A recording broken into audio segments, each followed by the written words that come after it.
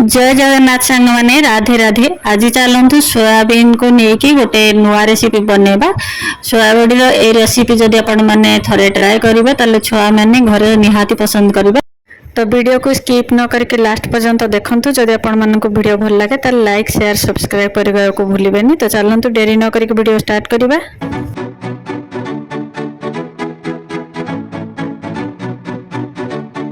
तो से आमर दरकार सोयाबड़ी।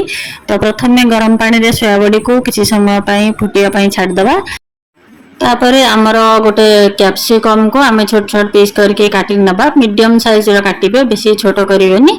आपण माने क्वांटिटी जो हिसाब रे सोयाबड़ी नेथिबे से हिसाब रे आपण माने आमर कैप्सिकम को ऐड करिवे।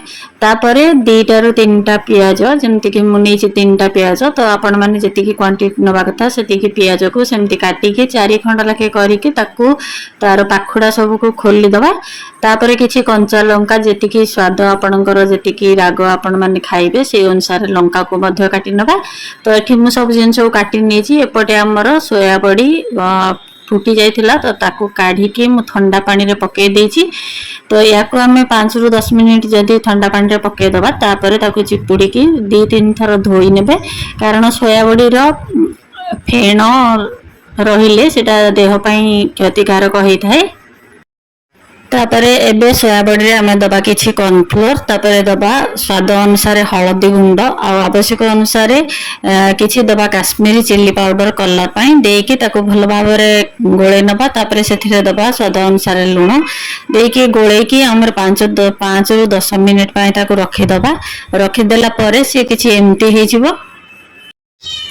एबे आमे गोटे कड़ाई रे छाणीबा पई रिफाइंड ऑयल नेकी ताको भल भाबरे गरम करनबा। तापरे सोयाबड़ी सब को देकी सेथिरे 5 ରୁ 7 मिनिट पर्यंत लेउटेकी छाणी नबा। कंटीन्यूअसली लेउटेबा नले से लागी जिवो। तापर छाणी नेला परे एबे जो नेक्स्ट प्रोसेस को तापर दबा कड़ाई रे किछि तेल गरम होला परे सेथिरे काटी रखितबा कंचा लंका को दे दबा।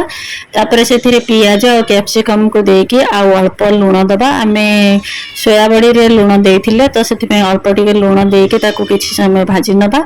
अधा भाजी गला परे सेथिरे दबा टमाटो सॉस, चिली सॉस और सोया सॉस। एबे सब सॉस देकी मिक्स करि नेला परे सेथिरे 1 चम्मच कॉर्नफ्लोर को पानी रे मिसेकी सेथिरे दे दबा। ये आमर वर्तमान लरी हे गला। लरी रे आमे जदी बेसी आपण माने रखिबा को चाहिबे ताले अधिक जुसी रखिबे ताले पानी थाई कि आपण माने काढी परिबे, नचेत सुखिला कर परिबे। एबे आमे एथिरे छाणी रखिथिबा सोयाबड़ी को देकी भल भाबरे मिक्स करनबा। आ तापर दबा मेथी पत्र किंबा धनिया पत्र आपण माने जे कोनोसी पत्र ऐड कर परिबे। एबे हमर सोया चिल्ली रेडी हे। याको आपण माने रोटी सहित गरम गरम खांतु, बहुत बढ़िया लागिबो। आपण मानको जदि वीडियो टी भल लागि थाए त लाइक शेयर सब्सक्राइब करिवा को भूलिबेनी। आज पई एतिकी पुणी देखा हबो आउ एक नया ब्लॉग्स रे। से पर्यंत रहुची। जय जगन्नाथ, राधे राधे।